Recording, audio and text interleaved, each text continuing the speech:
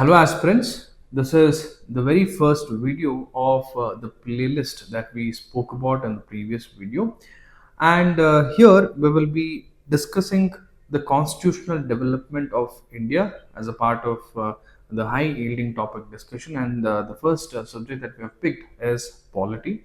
And without further unnecessary discussions, because we have already discussed how this playlist is going to be conducted and what are the key features of this playlist, is everything been discussed in the previous video. So let's directly start with the discussion of the topic. And today's topic discussion is the constitutional development of India, which is one of the high yielding areas of the polity. If you see in the prelims over the last 10 years, there have been questions, and in fact it's not so important as compared to the other chapters like parliament, fundamental rights, supreme court, right? But still considering the other few chapters of polity, the constitutional development of India, especially how the constitution came into the being, and the evolution, the constitutional evolution, is also very important. And also the chapter is a very huge chapter if you have to read from Lakshmikant, but here I have summarized the entire chapter into 11 predominant questions, or 11 must know questions from that topic, to make sure that you have to know this. So now let's see what are those 11 questions, and when I just read out the questions, just try and see if you can think or make out anything about those topics that surround the question, right? So the first question: who first proposed the idea of Constituent Assembly for independent India, and why was it significant? Second question: why was the Regulating Act of 1773 a turning point in British administration of India?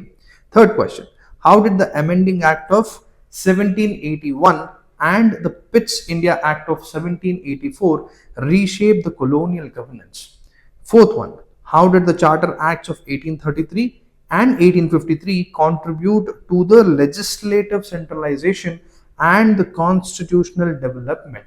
Right? So it is not specifically, or it is not just the importance of 1833, or it is not just about 1853 Charter Acts, but to be even more specific, it is the contribution of these two acts to the legislative centralization and the constitutional development, right? So you see the difference, right? Because when UPSC asks the question, it will ask in a particular theme, and the theme here is understanding the legislative developments, or the constitutional developments, whether in terms of centralization or in terms of decentralization, and this with respect to 1833 and 1853 acts. Correct? Because when you read Lakshmikant, you don't find these kind of themes there. Of course, 1833, there are a lot of things that comes under 1833. Correct? And even 1853, a lot of things comes, but UPSC picks certain areas, and that is how the questions are also being framed. Okay, now let's see the next question, fifth one. Why is the Government of India Act 1858 called the Act for Good Government of India? And follow-up question goes, did it change the system of governance? Sixth question: why is the Indian Councils Act of 1861 considered a landmark in constitutional history? Next, how did the Indian Councils Act of 1892 and the Parliamentary reforms of 1909 expand representative institutions? See, there's a difference. We are not discussing per se about 1892 Councils Act or the Parliamentary 1909 the act. We are not generally discussing. We are discussing with respect to how this contributed for the representative institutions. Right? We'll talk about the limited franchisee. We will talk about the separate electorates which were given to the Muslims. Correct? So these are the important areas where UPSC expects an aspirant to know. Correct? Next, 8th question. What was the Government of India Act 1919 about? What were the objectives and the major features of 1919? So now here we have not gone too much specific, because the Montego Chelmsford or the Government of India Act 1919 itself is very important. If you see all the PYQs and if you have done the analysis, you know how important this particular act is. So here it's the direct thing. Of course, we will not be discussing about each and every provisions, but except the major provisions and the theme of that particular act. Okay, keep in mind. Next is, what were the recommendations of the Simon Commission in 1927 and how did they influence the 1935 Act? See the difference, the connections, right? So we're not separately discussing about Simon Commission, but also the contributions or the connections of the Simon Commission and how did it influence the 1935 Act, the Government of India Act 1935. Next, the 10th question, what was the Communal Award of 1932 and what was its impact? 11th question, what are the key features of the Government of India Act 1935 and why is it considered a blueprint of the Indian Constitution? So this pretty much summarizes the entire chapter, or I can say the entire evolution of the Constitution, as in how the present Constitution as to what we have evolved over a period of time. And here I'm not talking straight away from 1600 when the Britishers came to India, but probably from 1773, right? That is when the very first step was taken, and ever since then the developments that has taken place, be it in terms of the Charter Act, or let's say later probably for the Indian Councils Act, and then for the Government of India Acts, right? So how the evolution happened, and all of these things are very clearly given in your Lakshmikant. So this is the key source from which all these questions have been summarized. So this is very neatly given in Lakshmikant, and I'm also sure that students would have made their own handwritten notes. So now, even before proceeding with these videos, what I would recommend is that you people first read the Lakshmikant. I'm very sure you will not be reading it every line by line, because Lakshmikant in itself you would have probably underlined all the important areas, right? And read Lakshmikant if you do not have the backgrounder, if you do not know what is the background, or let's say the underlying few important areas, and then refer to your notes and afterwards see this video.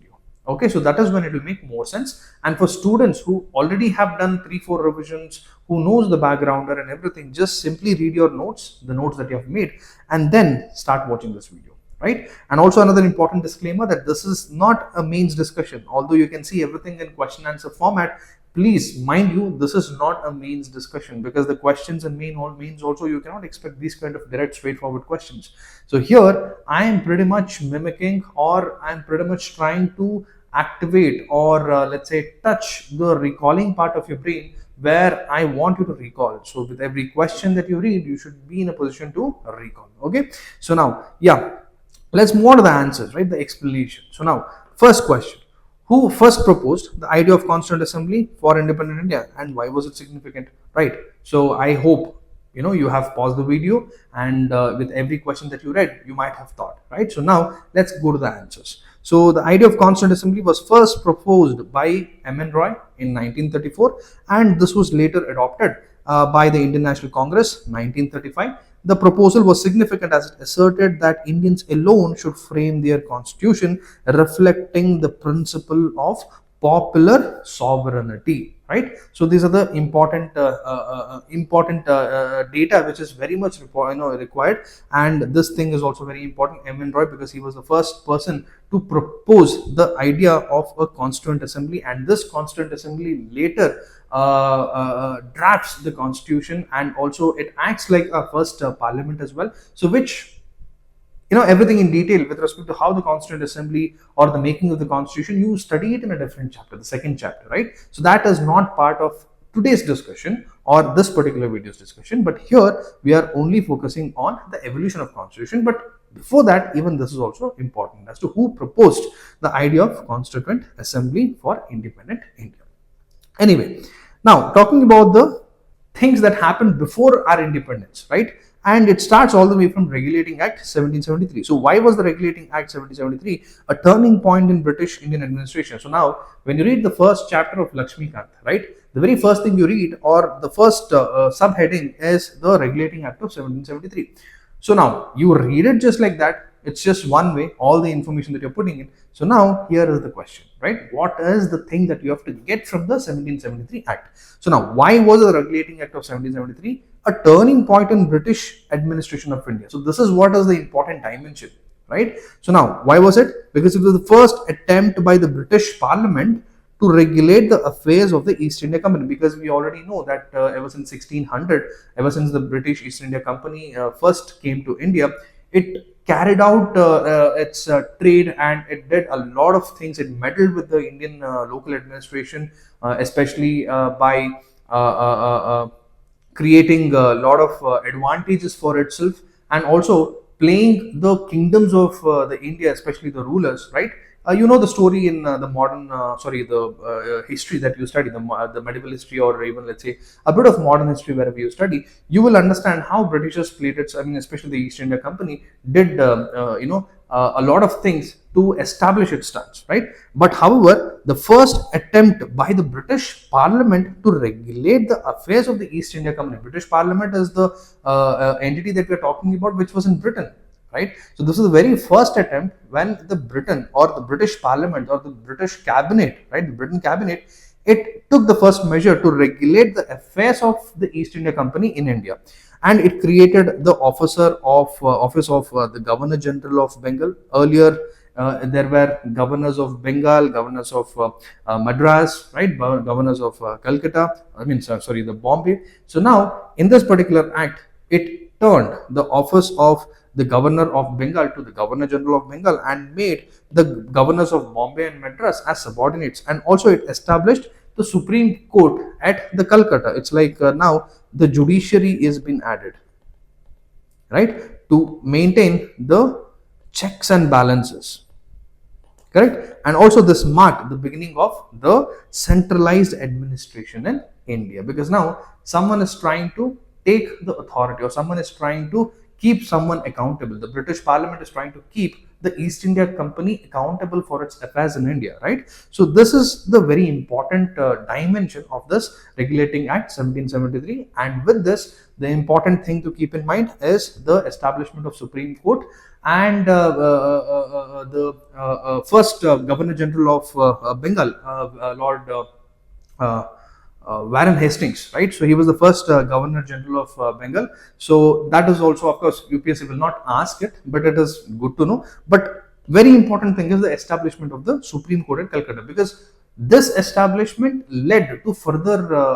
modifications or further amendments that happened, which we will study in the next question. That how did the Amending Act of 1781 and the Pitt's India Act of 1784 reshape the colonial governance because of the establishment of the Supreme Court at Calcutta. So now the Supreme Court, the judiciary, started meddling or started interfering with the functioning of the Governor General office, right? So now this created some problem, and of course the Governor General office did not wanted the Supreme Court to talk or meddle or keep accountability in terms of the revenue matters, in terms of the taxation, or generally in terms of the affairs that was happening within the Governor General office. So there was a huge tussle, right? So hence an Amending Act of 1781 was introduced, where it clarified the jurisdiction of the Supreme Court and removed conflicts between the judiciary and the Governor General in Council. Very simple. So see, always keep in mind, especially for prelims, you should not worry about what,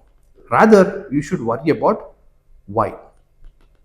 Okay, so that is what we are studying it. Why and how. One step further is how, right? So we're not worried about what is 1773 Regulating Act, right? Rather we are worrying why was that in place in the first place, and how did that particular act try to do whatever it wanted to do, right? So this is very important in prelims. So what is something that ship has sailed?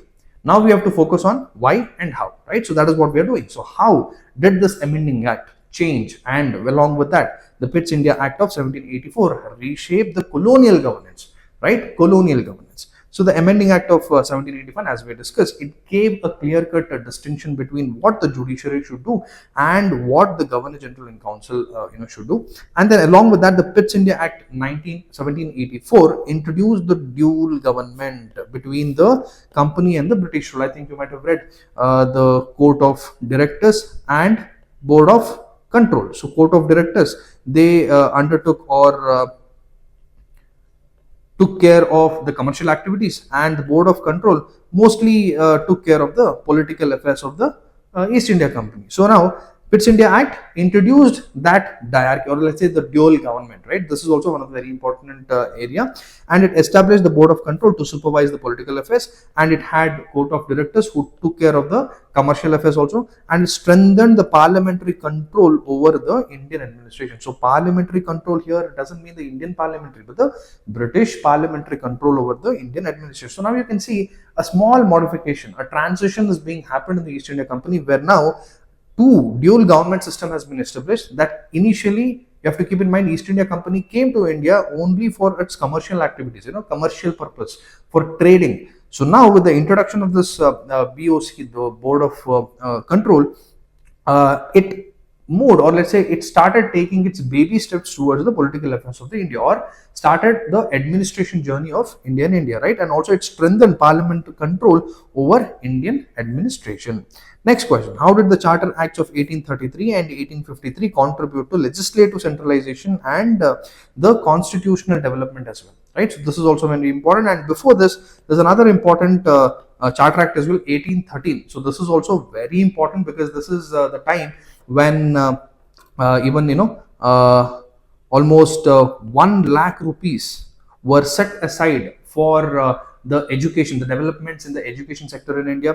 And also this was the very first instance when the Christian missionaries were allowed to come to India, right? So a lot of important developments also have taken place in the 1813. That is also very important, but nothing so drastic also, right? So hence we have not put this put that 1813 as a part of the discussion, but it is better you just go read it, right? There are some important information there as well.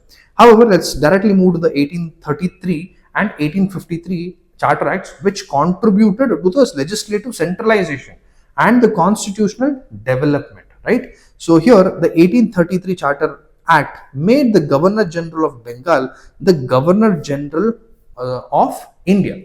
So earlier what happened? The Governor of Bengal was there, Governor of Bombay was there, Governor of Madras was also there. So with the 1773 Regulating Act, the Governor of Bengal was made the Governor General of Bengal, right? So now the Governor General of Bengal now became the Governor General of entire India.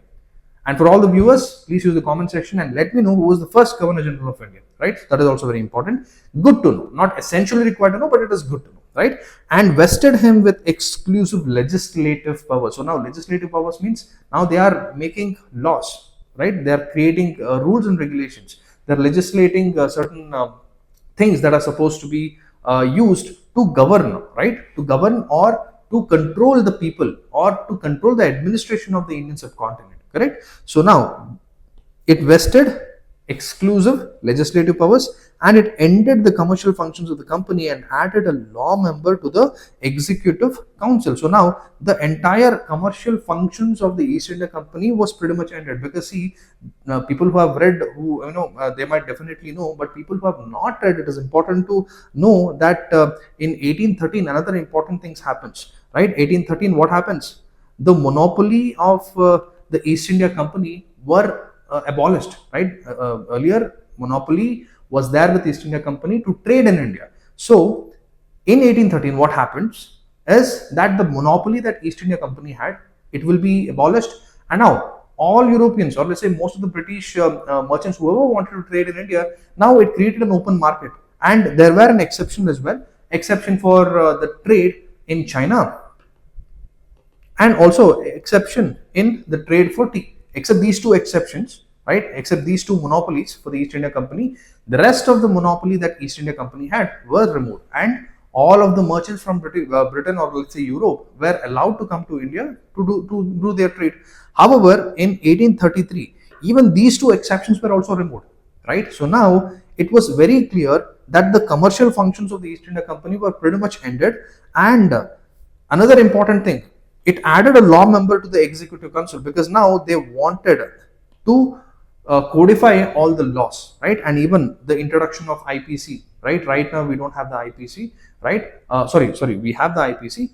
So the introduction of IPC happened, right? And then what about the 1853? The Charter Act of 1853 separated legislative and the executive functions, and introduced open competition for civil services. So this is also another important thing, right? The 1853, after that, it separated the legislative and the executive functions and also introduced open competition for civil services, right? So even for the civil services, of course, a lot of other demands were also there. Now the civil services examinations, although it was open for a lot of people, it was still conducted in Britain.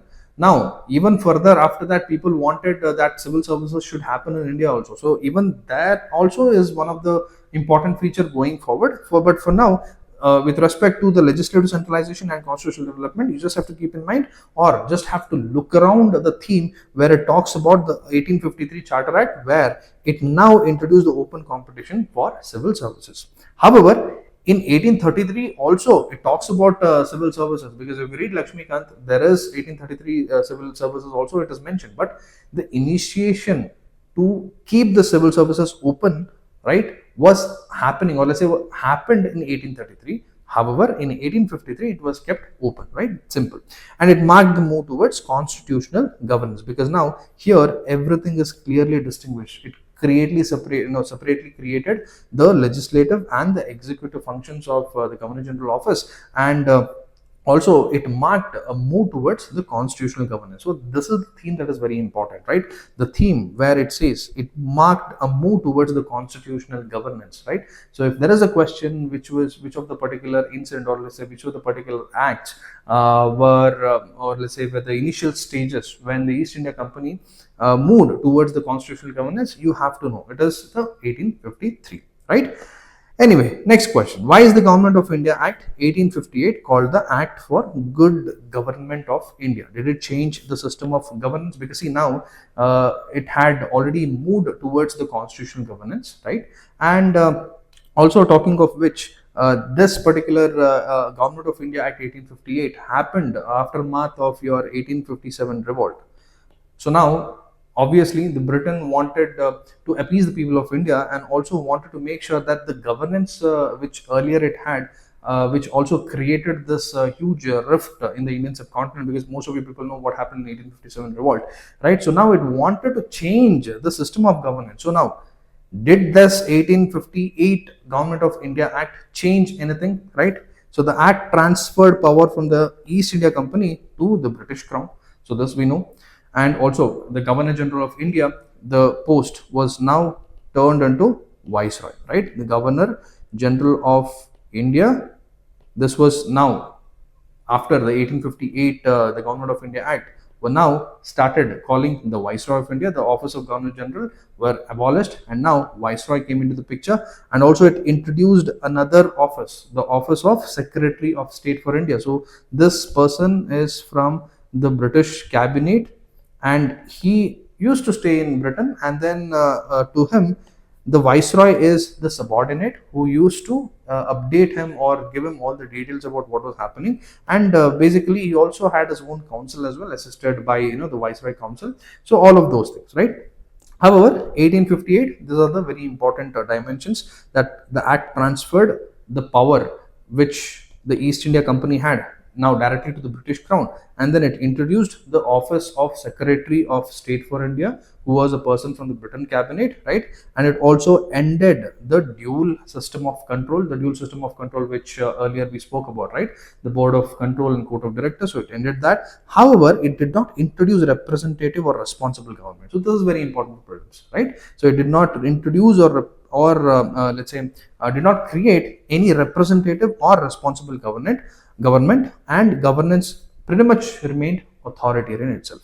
However, the further acts, the Indian Council Act of 1861, considered a landmark in the constitutional history. Why? Because of so many changes, where it started involving Indians in the lawmaking processes, and the debates that Indians wanted, especially in the budget, correct? Lot of things. In fact, the march towards Swarajya or self-governance, this is the time when it all started. And also, if you have to keep in mind, 1861, along with that, 1885 is one of the important date you have to keep in mind, because this is when the establishment of Congress, or the Congress was at its peak, or let's say that is when the Congress started keeping its own demands as well, right? So this is that kind of, or let's say that era, which you should also keep in mind and have it in mind as well. Now, what is the question? How is the Indian Councils Act 1861 considered a landmark in constitutional history? Right? Why? Because it introduced Indians into the legislative councils, and this was the very first time it limited. It initiated legislative decentralization by restoring lawmaking powers to provisions, and it recognized the portfolio system of Lord Canning's. I think people might have heard of Lord Canning's, right? The portfolio system. We'll not discuss what portfolio system is. However, the 1861 Act, it recognized or it brought in the portfolio system. It empowered the viceroy to issue ordinances also. So this is also very important, right? And it for the very first time, it introduced Indians into the councils. Sir Dhankar Rao, right? The Raja of Patiala, correct? So these were some of there are three important personalities. So that also have to remember, it is there in the Lakshmikant. And most importantly, it empowered the viceroy to issue ordinance, right? Because we have the central legislative wing, which we had in India, and the head was the viceroy, right? And under him, he had certain executives under various portfolios, like for example, for law, for army, or let's say, the warfares that Britishers used to happen. So, in fact, I think you might have heard that they used to fund from India and everything. So there were different executive offices, especially there were six executive organs, various, right? And in fact, initially, ever since the executive organs of Viceroy were created, the utmost, or let's say the prior or the majority demands from the Indian National Congress was to make sure that someone from India was also part of this executive council, which Indians did not get it until 1990 or until 100 years later, right? Mostly after, until decades later, sorry, centuries later, Indians didn't get that opportunity itself, right? So you have to just keep in mind all of these things, but these are the things that you will definitely read it when you are going through the 1919 Act and, the 1909 Act and all that. But still, for this 1861, what is the important dimension here? That it empowered the viceroy to issue ordinances. So ordinance is also pretty much in use. And even the very first time, when was the ordinances, or let's say the power for the viceroy to issue ordinance, when was it first given? 1861, right? And also it marked the beginning of constitutional participation by Indians. So this is also important, because this is the very first time that Indians were a part of the legislative councils as well, right? And of course, Indians were a part of legislative council, but not the part of the executive council of viceroy. That is also important, right? So when you're reading Lakshmika, these are the things you have to keep in mind, right? Now, let's move on to the next question. How did the Indian Councils Act of 1892 and Parliament reforms of 1909 expand representative institutions? Okay, so what is the answer? The 1892 Act increased the council size and allowed indirect elections, because mostly the people were nominated. Because coming back to this executive council, with this executive council, there was another members, the non-officials and the officials, and mostly all these members of this officials and the non-officials were directly nominated by the viceroy.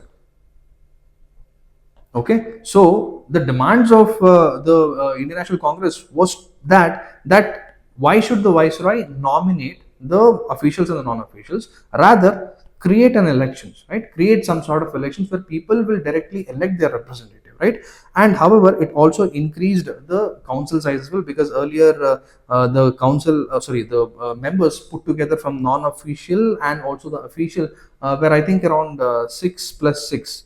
Later, it was increased to 10 plus 6, which is 16, right? So these are a few dimensions, a few important areas which you have to keep in mind when you're reading the 1892, right? Next is the members now could discuss the budget and public matters. So 1892, or let's say 1861, what were the things they were recently added to, or let's say the first time it was added to the legislative councils. However, they were not part of the executive council of the viceroy.